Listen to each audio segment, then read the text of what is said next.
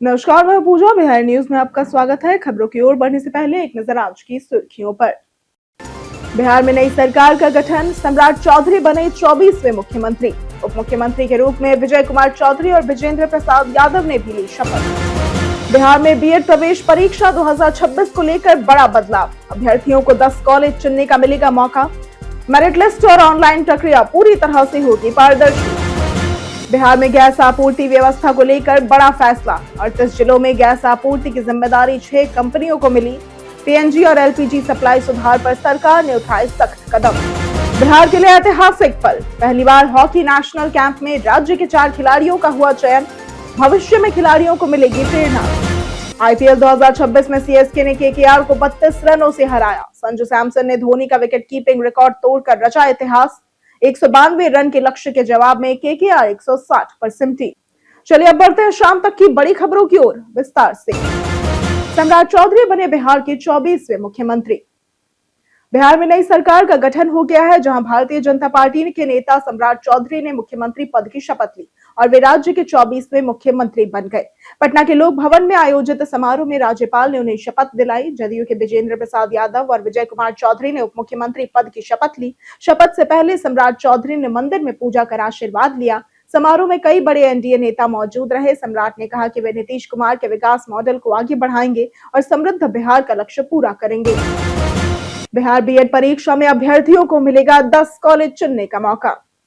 बिहार में 2 वर्षीय बीएड प्रवेश परीक्षा को लेकर तैयारियां तेज हो गई है। बीआरए बिहार विश्वविद्यालय को नोडल यूनिवर्सिटी बनाया गया है और परीक्षा मई में आयोजित होगी। परिणाम 15 दिनों के भीतर जारी करने का लक्ष्य रखा गया है, ताकि जुलाई से नया सत्र शुरू हो सके। इस बार लगभग 341 कॉलेजों में सीटों पर नामांकन होगा और अभ्यर्थी 10 कॉलेज चुन सकेंगे। 3 मेरिट लिस्ट जारी की जाएंगी और खाली सीटों के लिए ऑन स्पॉट राउंड होगा। छात्राओं को प्राथमिकता दी जाएगी और पूरी प्रक्रिया ऑनलाइन व पारदर्शी होगी। बीपीएससी एईडीओ परीक्षा के लिए रेलवे ने चलाई स्पेशल ट्रेनें। बीपीएससी एईडीओ परीक्षा को देखते हुए रेलवे ने परीक्षार्थियों की सुविधा के लिए विशेष तैयारियां की है। पटना और आसपास के परीक्षा केंद्रों तक पहुंच आसान बनाने के लिए 15, 18 और 21 अप्रैल को स्पेशल ट्रेनें चलाई जाएंगी। ये ट्रेनें समस्तीपुर रेल मंडल के तहत संचालित होंगी और इसके साथ ही कई इंटरसिटी ट्रेनों के समय में भी बदलाव किया गया है, ताकि छात्र समय पर परीक्षा केंद्र पहुंच सके। मुजफ्फरपुर, दरभंगा, समस्तीपुर और बेतिया से पटना तक सीधी कनेक्टिविटी दी गई है और इस व्यवस्था से भीड़ कम होगी और अभ्यर्थियों को सुरक्षित व सुगम यात्रा मिलेगी। 38 जिलों में गैस आपूर्ति की जिम्मेदारी 6 कंपनियों को मिली।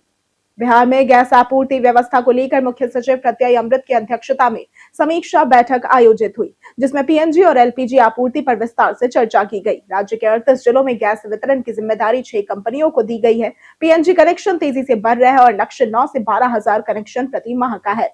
वहीं एलपीजी की मांग और आपूर्ति में अंतर बना हुआ है। कालाबाजारी रोकने के लिए सख्त कार्रवाई करते हुए हजारों जांच और एफआईआर दर्ज की गई है। सरकार ने आपूर्ति सुधार पर जोर दिया है।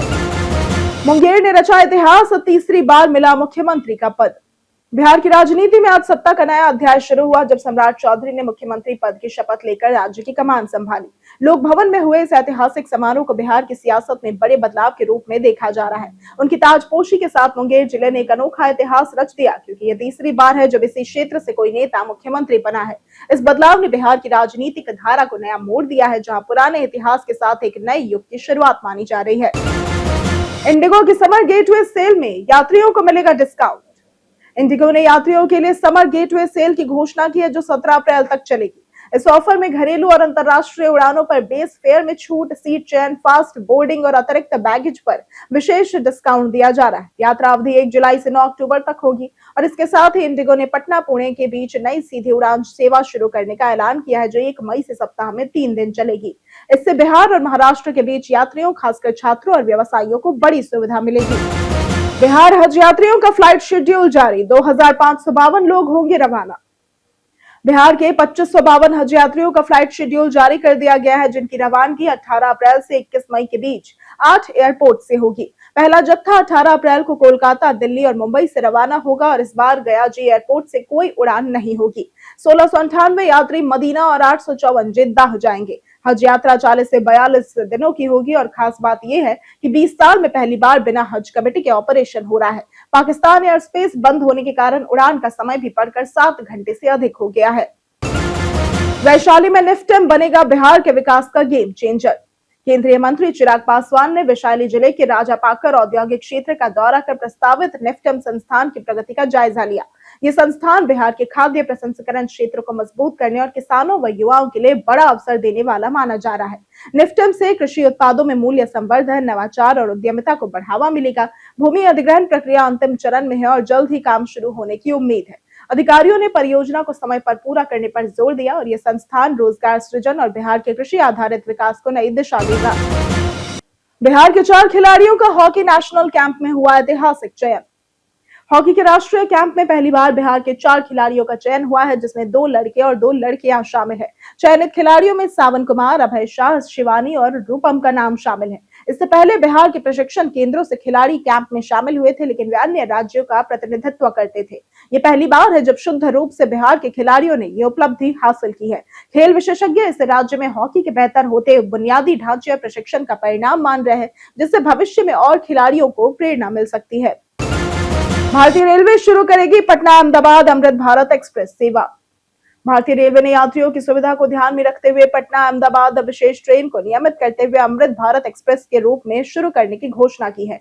ये सेवा बिहार और गुजरात के बीच मजबूत रेल संपर्क स्थापित करेगी। खासकर रोजगार, शिक्षा और व्यापार के लिए यात्रा करने वाले यात्रियों को इससे बड़ी राहत मिलेगी। ये ट्रेन अहमदाबाद से शुरू होने वाली पहली अमृत भारत एक्सप्रेस होगी। साप्ताहिक रूप से चलने वाली ये ट्रेन आधुनिक सुविधाओं, बेहतर सुरक्षा, किफायती किराए के साथ लंबी दूरी की यात्रा को अधिक आसान और आरामदायक बनाएगी। बिहार सरकार ने किया स्पष्ट, जारी रहेगा नीतीश विकास मॉडल। बिहार में नई सरकार के गठन के साथ सम्राट चौधरी ने मुख्यमंत्री पद की शपथ ली, लेकिन प्रशासनिक मॉडल में कोई बदलाव नहीं किया गया। उप मुख्यमंत्री विजय कुमार चौधरी के स्पष्ट कहा कि बिहार नीतीश मॉडल पर ही चलेगा और सरकार उसी विकास नीति को आगे बढ़ाएगी। उन्होंने बताया कि ये मॉडल भाजपा और सहयोगी दलों की भी साझा सोच रहा है। दूसरी ओर उप मुख्यमंत्री विजेंद्र प्रसाद यादव ने तेजस्वी यादव के बयान पर पलटवार किया। वहीं नीतीश कुमार के बेटे निशांत की शपथ ग्रहण समारोह से अनुपस्थिति चर्चा में रही, जिस पर उन्होंने टिप्पणी करने से बचते हुए जिम्मेदारी से जवाब दिया। बिहार में आरटीई के तहत 57,000 बच्चों का हुआ नामांकन। बिहार में शिक्षा का अधिकार कानून यानी कि आरटीई के तहत गरीब बच्चों को निजी स्कूलों में गुणवत्तापूर्ण शिक्षा दिलाने की दिशा में बड़ी प्रगति हुई है। राज्य में ऑनलाइन आवेदन और पारदर्शी रैंडमाइजेशन प्रक्रिया के जरिए 64,759 बच्चों को निजी स्कूलों में सीटें आवंटित की गई। इनमें से अब तक 57,000 से अधिक बच्चों का नामांकन पूरा हो चुका है। शिक्षा विभाग ने लापरवाह स्कूलों पर सख्त रुख अपनाते हुए शेष नामांकन जल्द पूरा करने के निर्देश दिए हैं। विभाग का उद्देश्य है कि सभी चयनित बच्चों की पढ़ाई समय पर शुरू हो और किसी का शैक्षणिक नुकसान न हो। झारखंड पेपर लीक केस में अतुल वत्स से होगी ईओयू की पूछताछ। झारखंड उत्पाद सिपाही भर्ती परीक्षा की पेपर लीक मामले में गिरफ्तार माफिया अतुल वत्स से अब बिहार की आर्थिक अपराध इकाई यानी कि ईओयू भी पूछताछ करेगी। बीपीएससी शिक्षक भर्ती और बिहार पुलिस सिपाही भर्ती में भी उसके कनेक्शन की जांच की जा रही है। झारखंड पुलिस और ईओयू संयुक्त रूप से गिरोह की गहराई से जांच कर रही है। जांच में यह सामने आया है कि प्रश्न पत्र चोरी कर अभ्यर्थियों तक उत्तर पहुंचाए गए थे। अतुल वत्स से पहले भी पेपर लीक मामलों में जेल जा चुका है। पुलिस गिरोह से जुड़े अन्य आरोपियों की गिरफ्तारी और नेटवर्क की तलाश में छापेमारी कर रही है। छत्तीसगढ़ वेदांता प्लांट हादसे में 16 मजदूरों की गई जान। छत्तीसगढ़ के सक्ती जिले में वेदांता पावर प्लांट के बॉयलर में ब्लास्ट होने से बड़ा हादसा हो गया, जिसमें 16 मजदूरों की मौत हो गई और 36 लोग झुलस गए। कई घायलों की हालत गंभीर है और उनका इलाज अलग अलग अस्पतालों में चल रहा है। हादसे के बाद परिजनों ने हंगामा किया, प्रबंधन पर लापरवाही के आरोप लगाए। सरकार ने मजिस्ट्रियल जांच के आदेश दिए हैं। वेदांता प्रबंधन और सरकार दोनों ने मृतकों और घायलों के लिए मुआवजे की घोषणा की है। पीएमओ ने भी आर्थिक सहायता का ऐलान किया है और दोषियों पर सख्त कार्रवाई की बात कही गई है। संजू सैमसन ने धोनी का रिकॉर्ड तोड़ आईपीएल में रचा इतिहास। सीएसके ने केकेआर को 32 रन से हराकर अपनी दूसरी जीत दर्ज की। पहले बल्लेबाजी करते हुए सीएसके ने 20 ओवर में 192 रन बनाए, जिसमें संजू सैमसन ने 48 रनों की अहम पारी खेली।